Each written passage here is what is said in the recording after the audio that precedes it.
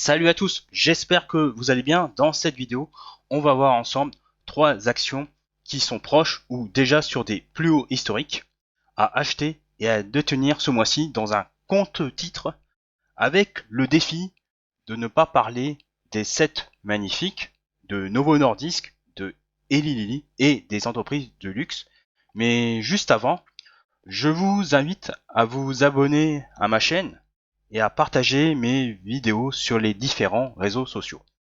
Comme je l'ai dit il y a quelque temps dans mes précédentes vidéos, il était possible que le S&P 500 atteigne les 5000 points, ce qui est chose faite cette semaine. Et je pense qu'il y a encore du carburant pour toucher les 5500 points. D'autant plus que des rachats d'actions d'entreprises pourraient soutenir la fin de ce bull market. Imaginons que la Fed baisse lentement ses taux en mai ou en juin. Eh bien, c'est historiquement positif, comme vous le voyez sur cette courbe. Et cela pourrait encore favoriser les actions de croissance, accroître le risque de surconcentration des valeurs tech. Et si, dans le même temps, l'économie va mieux, eh bien, c'est une bonne nouvelle pour les small caps, comme vous le voyez ici. Et elles ont tendance à bien se comporter un an après la première baisse de taux. Maintenant, voici donc mes 3 actions proches ou déjà sur des plus hauts historiques à acheter et à détenir dans un compte-titre ce mois-ci.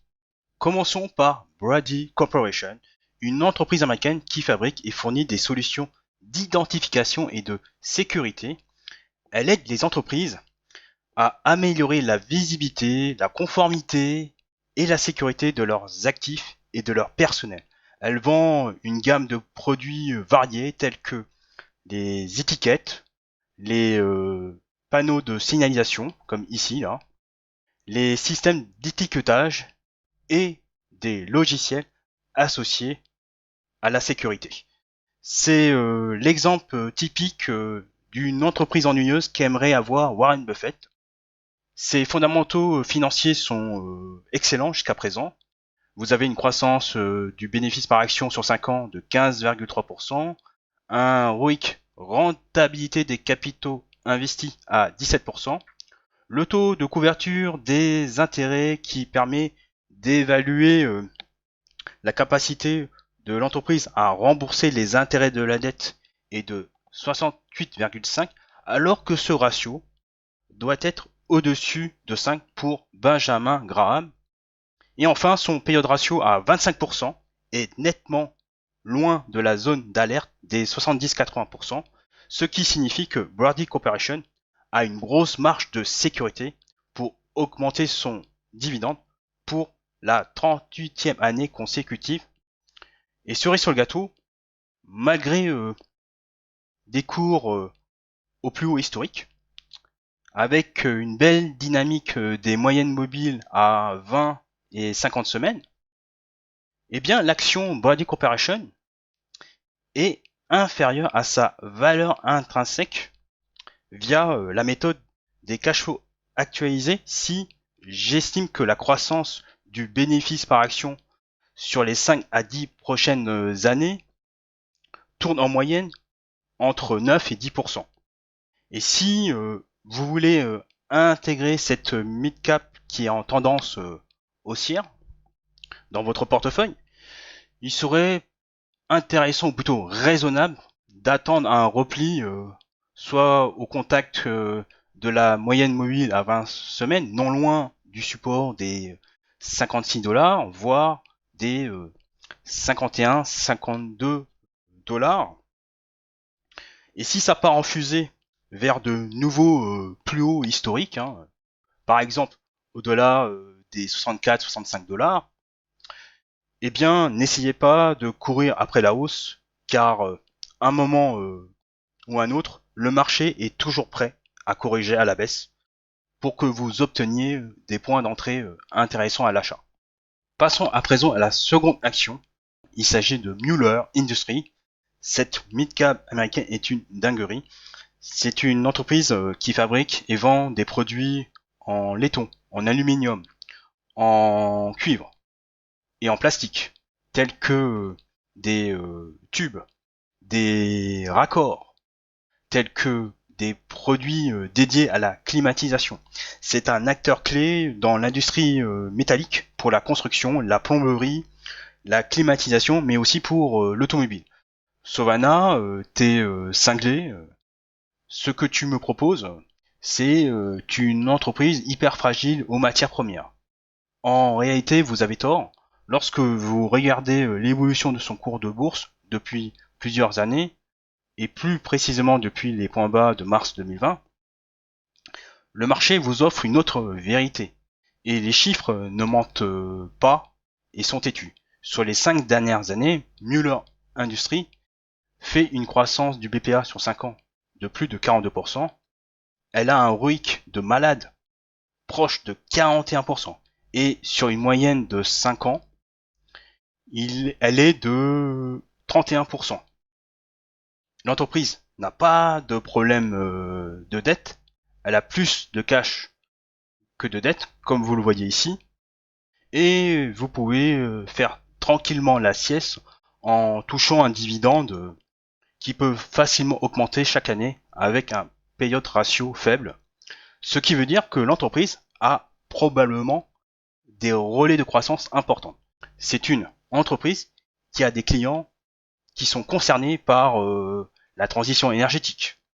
Et j'ai mieux encore pour vous, l'action est sous-évaluée par rapport à sa valeur intrinsèque en me basant sur une croissance future du bénéfice par action de 12% sur les 10 prochaines années. Ici, sur le graphique hebdomadaire, cessez de vous poser la question si c'est trop risqué d'acheter des actions au plus haut historique. Avec surtout des moyennes mobiles 20, 50 et 200 semaines au beau fixe. Si vous souhaitez attendre un repli, les 45, 46 dollars, voire les 42 dollars, pourraient être des points d'entrée intéressants. Et si vous souhaitez savoir comment analyser une action et toucher des dividendes solides et réguliers à moyen long terme, je vous invite à jeter un œil sur mon cours en ligne qui sera mis à jour au cours de cette année. Enfin, je termine par Alimentation Couche-Tard, une entreprise canadienne que vous avez sans doute entendu parler lors d'une possible OPA sur Carrefour. Elle exploite des magasins de proximité qui peuvent comprendre des stations-service. Elle est présente au Canada, aux États-Unis, mais aussi en Europe, dans les pays scandinaves, en Norvège et en Suède, en Irlande et dans les pays d'Europe de l'Est, en Pologne et les pays baltes. Ces fondamentaux sont plus que corrects, voire honorables. Vous avez une croissance du BPA sur 5 ans de 14,3%, un ROIC de 13,7%, le taux de couverture des intérêts est supérieur à 5, son free cash flow reste sur des niveaux élevés depuis plusieurs années, et donc son dividende est solide comme un roc avec un payout ratio très très faible. Et en plus, c'est l'une des meilleures dividendes aristocrates au Canada. Et mieux encore, l'action Alimentation Couche-Tard est sous-valorisée par rapport à sa valeur intrinsèque. Et vous aimeriez vous positionner sur repli. La tendance de fond est nettement à la hausse.